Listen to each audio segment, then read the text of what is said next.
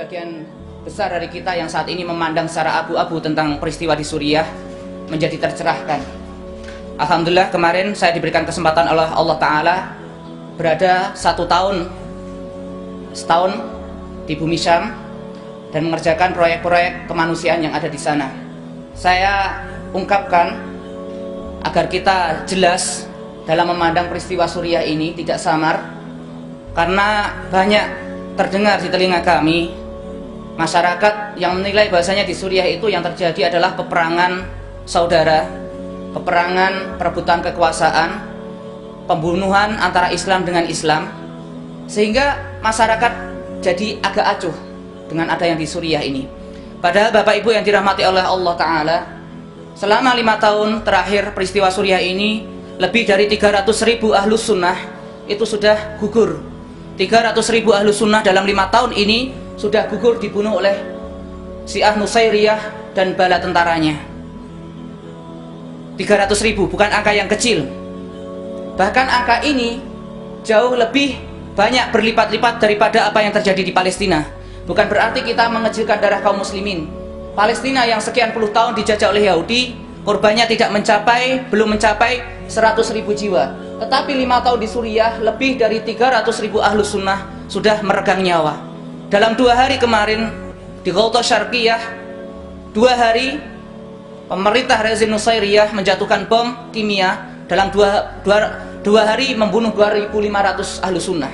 Di Banias, di provinsi Latakia yang kami tempati, dalam 1 hari orang Syiah Nusairiyah membunuh ahlus sunnah dengan pisau tajam, disembelih 1.000 orang meninggal.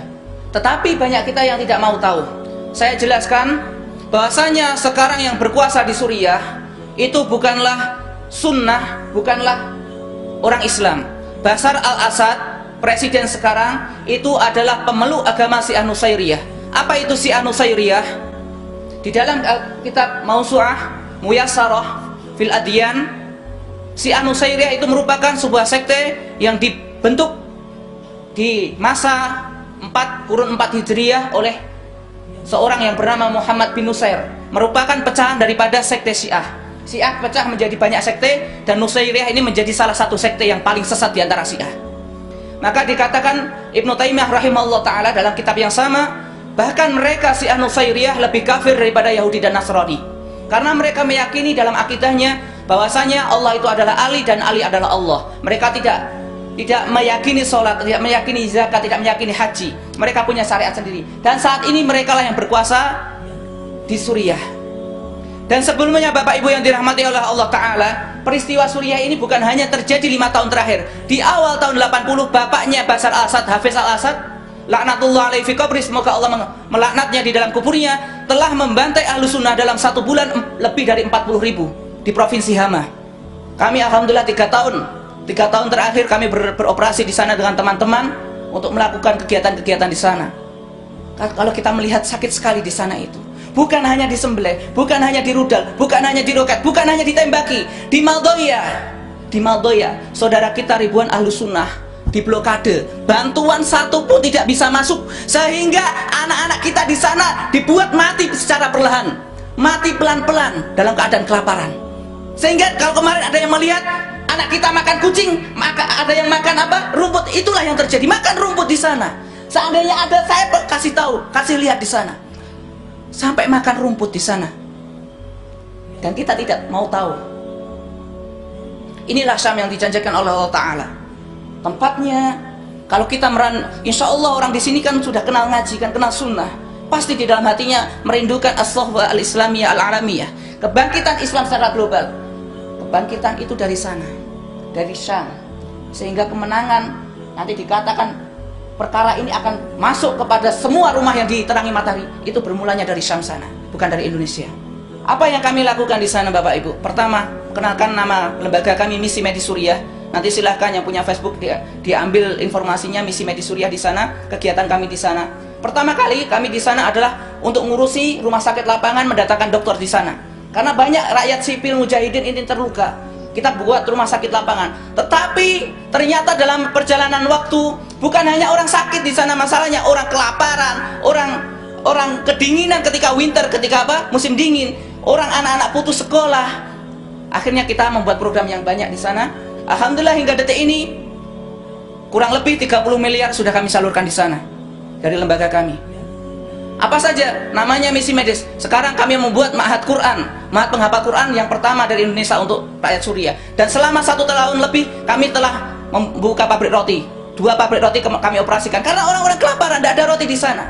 Waktu itu mereka mengatakan, ya akhi, kami kelaparan, bisa tidak kami dibantu? Kami bingung karena kami cuma ngurusi medis. Karena ongkos operasional sebulan itu $15.000. Sementara kami lembaga kecil. Saya katakan kepada pimpinan, gimana ini? Orang-orang sudah kelaparan ini. Mujahidin kelaparan, orang sipil kelaparan. Bismillah. Akhirnya dengan izin Allah 1 tahun lebih kita memberi makan orang-orang di sana termasuk mujahidin. Kenapa? Masya Allah, saya katakan dari dana para muhsinin yang dimakan oleh orang-orang yang ribat, orang yang jihad. Maka saya katakan, insya Allah saya katakan sebagaimana yang Rasulullah SAW sabdakan, man jahaza ghazian faqad ghaza. Siapapun orang yang membekali orang yang berjihad di jalan Allah, dia dicatat amalan jihad fisabilillah. Berat di sana. Orang dijauhkan dari din, orang dibunuhi. Bagaimana tidak Bapak Ibu? Ini saya katakan, saya malam itu saya menggendong seorang anak kecil, saya timang-timang. Saya timang-timang bermain itu ke tempat kita, saya timang-timang, saya ajak main. Paginya datang ke klinik kita dalam keadaan kepala terbelah, otak berhamburan karena terkena bom. Seorang anak kecil. Dilihat di depan mata saya. Hari ini saya rangkulan dengan seorang kawan di sana, besok kepalanya sudah tembus terkena tembakan sniper di sana. Dan di sana dihujani bom. Seandainya tahu bom itu seperti apa, masjid ini 2 atau 3 lantai, 1 bom itu cukup untuk menghancurkan sampai ke basement, lantai bawah. Sementara waktu itu Ramadan, saya hitung dalam 1 bulan kurang lebih 650 bom dijatuhkan ke tempat kami. Di Halab, di kota Aleppo, 1 hari 100, kalikan 1 bulan 3000 bom. 1 bom menghancurkan 3 lantai sampai ke basement. Itu yang terjadi sampai saat ini. Dan mereka sekarang apa? Dibantu oleh kaum Majusi dari Syiah Iran. Syiah Irak datang, Syiah Yaman datang, Syiah Afghanistan datang, orang komunis datang, Amerika datang, semuanya membunuh Al-Syam. Dan kita di sini mengatakan tidak ada apa-apa terjadi di sana. Saya katakan, kenapa kita harus membantu? Saya berikan alasan, saya berikan cerita. Demi Allah, wahai ummahat, para bapak-bapak ataupun kakak-kakak di sini punya murid, ceritakan kepada mereka, kenapa kita harus membantu Al-Syam. Saya datang ke sebuah masjid. Waktu itu kita ingin membenahi sound system di sana. Dari balik masjid ada suara anak-anak mengaji. Anak-anak mengaji. Saya tanya sama seorang ikhwan di sana, Afan akhi itu siapa? Anak-anak sedang mengaji. Ikhwan ini kemudian menyambung cerita, ya akhi, antum tahu? Kamu tahu siapa yang ngajar anak-anak itu? Afan, anak nggak tahu. Itu seorang ummahat, seorang ibu yang suaminya di awal medan jihad syahid. Dan kemarin baru saja anaknya usia 14 tahun berangkat ke medan jihad. Anaknya ini menginjak ranjau, meledak ranjaunya, terburai badannya. Maka ketika datang seorang ikhwah datang kepada ibunya ini, wahai ibunda, wahai bibi, ada berita untukmu. Berita apa? Anakmu di medan pertempuran menginjak ranjau dan meninggal. Ibu ini mengatakan apa? Seorang janda ini, alhamdulillah Allah telah menerima anakku sebagai seorang syahid. Apakah tidak layak mereka dibantu Bapak Ibu? Hari itu kami dengan teman-teman, kami biasa ke kamp pengungsian. Ke kamp pengungsian untuk melakukan apa? Pengobatan kepada anak-anak di sana atau penghuni di sana. Waktu itu kami mendapat jadwal di perbatasan Turki, masih masuk Suriah. Namanya camp itu ada camp pengungsian Ummahatul Mukminin. Di mana yang tinggal di situ semuanya adalah janda syuhada. Semua suaminya itu syahid di medan jihad. Mereka tinggal di camp-camp pengungsian. Keadaan lapar. Mereka kesehatannya udah kacau semuanya. Kami datang ke situ. Kalau kami datang, itu kita punya tim dokter masuk kan di camp pengungsian. Saya tidak masuk. Saya berada di luar. Saya berada di luar. Dan kebiasaan saya kalau ke sana, saya bawa tas ransel paling besar itu yang ukuran 15 kilo. Saya datang ke sana, saya penuhi itu semua dengan biskuit atau dengan kue. Karena anak-anak camp kan banyak sekali. Untuk sekedar menghibur mereka. Ketika datang saya kumpulkan, ayo anak-anak, ayo hal atfal, ta'alu huna. Ayo, kumpul sini sama paman. Paman ingin mendengar satu-satu dari kalian yang bisa menghafal Al-Quran, saya berikan biskuit ini. Yang bisa menghafal hadis satu, saya berikan biskuit ini. Mereka mulai, hafalan surat ini, hafalan surat itu. Mereka saya berikan. Sebenarnya sih apa sih arti biskuit satu paling 2.000 di sini? Hanya bisa menyeka air mata mereka itu sesaat, tapi paling tidak saya bisa melihat mereka tersenyum. Ayo yang bisa hafalan Quran ke sini. Mereka hafalan Quran, mereka hafalan hadis. Hari itu anak-anak kan sudah selesai, kita mau pulang. Saya kemas-kemas di mobil itu. Ketika saya kemas-kemas, datang 3 anak kecil perempuan 3 anak kecil ini usia kelas 3 SD. Dia datang menghadap saya itu dalam keadaan menunduk-nunduk mukanya.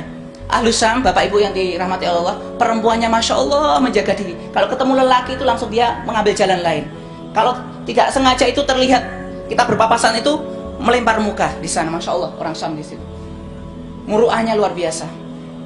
Si anak kecil ini kan datang kepada saya. Assalamualaikum. Saya jawab Waalaikumsalam warahmatullah. Dek, saya katakan, Dik, ada apa? Mereka diam, malu itu diam. Mereka saling sikut-sikutan. Udah kamu saja, kamu yang ngomong. Kamu saja yang ngomong. Kamu, ada apa ini? Ada yang bisa paman bantu? Ini anak-anak yatim tadi kan?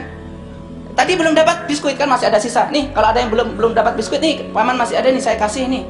Oh tidak paman, kami sudah dapat biskuit tadi, sudah ambil. Terus kalian mau apa? Paman, mereka diam. Mau apa? Saya kira kan namanya anak yatim. Rumah tidak ada, rumahnya sudah hancur ini. Paling yang minta ini, minta itulah. Saya tanya, minta apa nak? Ngomong sudah, nanti paman bantu kalau bisa. Paman Abu Zubair. Ya, Paman Abu Zubair bawa mushaf Quran tidak? Saya kan kaget. Mushaf Quran untuk apa kan dalam hati saya? Untuk apa saya katakan? Mushaf Quran untuk apa? Untuk kalian untuk diapakan mushaf Quran? Masya Allah, dengarkan baik-baik wahai ummahat, wahai para bapak. Mereka anak-anak yatim ini mengatakan, Paman Abu Zubair, demi Allah kami itu ingin sekali menghafal Quran, tapi di kamp pengungsian tidak ada Al-Quran di sana. Bisakah Paman berikan Al-Quran untuk kami? Waktu itu saya sudah tergoncang hati saya, air mata sudah deras menata, sudah hancur hati saya waktu itu. Betul-betul sudah. Seorang anak yang rumahnya hancur, ayahnya meninggal dalam keadaan susah, mengatakan di hadapan saya, Paman punya mushaf Quran tidak? Kami ingin menghafal Quran tapi tidak ada di kamp pengungsian. Saya katakan waktu saya menangis, saya katakan, demi Allah, tunggu sebentar. Paman hari ini tidak bawa, tapi insya Allah kalau kesini Paman bawakan untuk kalian. Saya pulang itu menangis, bukan menangisi mereka, demi Allah saya menangisi diri saya. Dan waktu itu saya menangisi apa yang saya tinggalkan di Indonesia. Anak-anak yang dilalaikan dilalaikan dari Al-Quran. Menangisi saya Indonesia dalam keadaan aman. Saya pulang sudah kalut pikiran saya. Saya balik sana lagi, saya bawa lagi itu biskuit 1 ransel. Saya bagikan, qadarullah wa masya'a fa'ala. Saya lupa. Saya bagikan biskuit. Mereka datang lagi anak 3. Saya sudah rasa, aduh Masya Allah anak lupa. Paman, Qurannya mana? Langsung gitu kan. Afan, Paman lupa Qurannya, nggak bawa. Waduh, mereka menangis tuh di hadapan saya.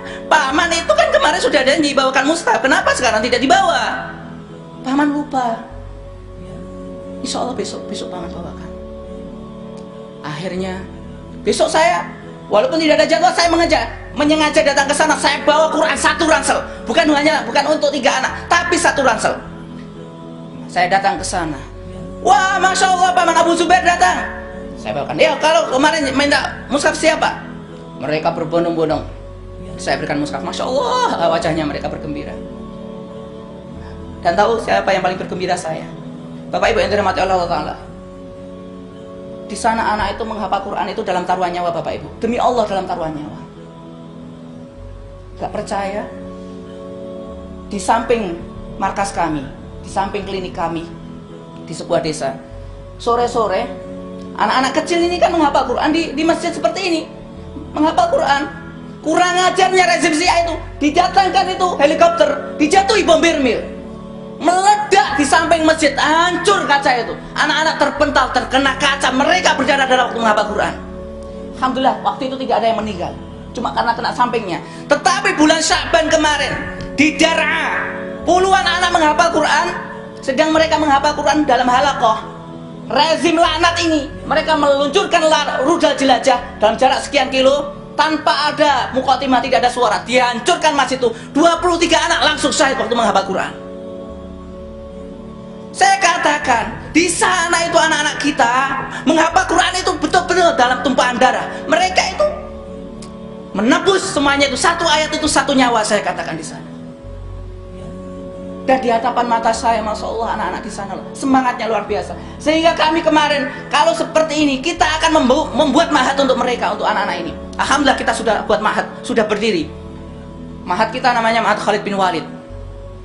Mungkin poin terakhir yang saya katakan, kalau kita masih percaya ISIS, saya katakan mungkin akan ada yang bertanya-tanya, pernah bertemu dengan ISIS? Kami hidup 3 bulan dengan ISIS, dan tim kami sudah ditembaki oleh ISIS, sudah dimurtadkan oleh ISIS, dan kita sudah jadi korban di sana, ditembaki sama ISIS, dan mereka adalah kelompok takfir ekstrim di sana. Itu kesimpulan dan penutup dari kami. Itulah yang bertanya-tanya tentang ISIS. Allah Ta'ala a'lam bishawab. Aqulu qouli hadza astaghfirullah innahu wal ghafurur rahim. Silakan untuk informasi lanjut di misi medis Suriah, semua tentang kegiatan kami ada di sana semuanya.